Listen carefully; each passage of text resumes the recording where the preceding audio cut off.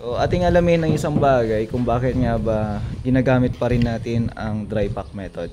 So, hindi lamang po dito sa bansang Pilipinas, sa ibang bansa ginagamit din po ito.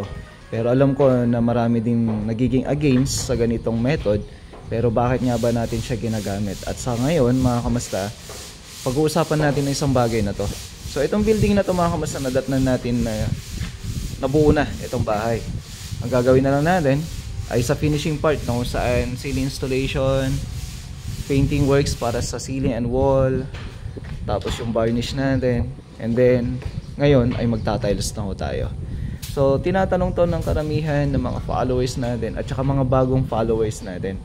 So ano daw yung pwedeng gawin kung wala sa level yung flooring na gagawin nila, o kaya naman kagaya natin na sa finishing works na ho.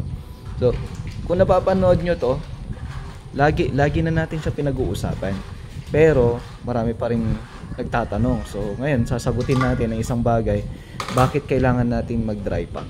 So dito, mga kamasta, meron na yung hamba.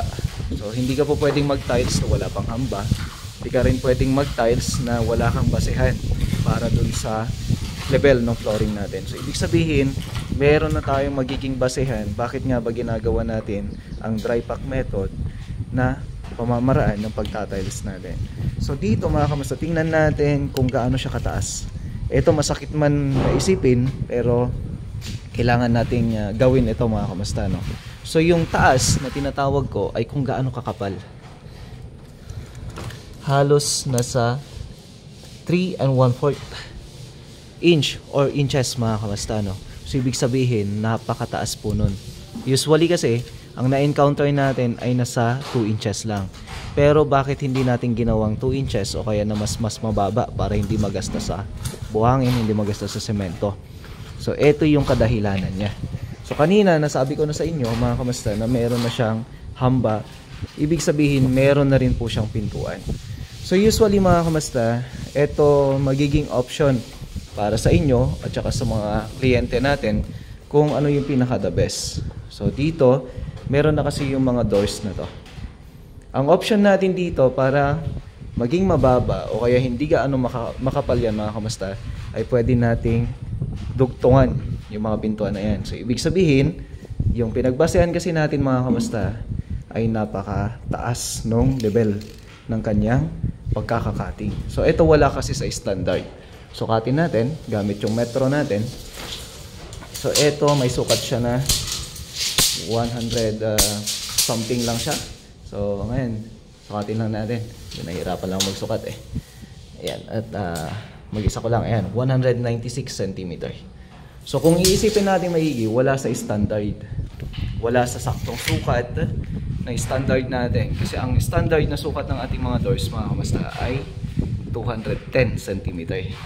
So ibig sabihin, napakataas kung kailangan nating habulin. Ang isa pang rason dito, mga kamasta, ay may mga pipings. Ito, nadatnan na natin to. Mga pipings na yan, kung saan hindi naman pwedeng itik-tik sa may flooring, lalo na slab po yan. So hindi natin siya pwedeng galawin. Ngayon, ang gagawin natin, through dun sa may paglalatag natin ng tiles, mga kamasta, yun po talaga yung susundin natin. So yun yung mga kadahilanan kung bakit natin o kaya ginagamit ang dry pack method, na kung saan talagang mataas yung habol natin. So sa paggamit ng dry pack method, wala ka namang pwedeng kabahan dyan. Basta maayos yung pagkakainsila, maayos kung paano siya ginawa, ay maayos pa rin, maganda pa rin, mga kamasta. Lalo na't gagamit tayo ng 120 by 20. Napakagandang ilatag, mga kamasta, no?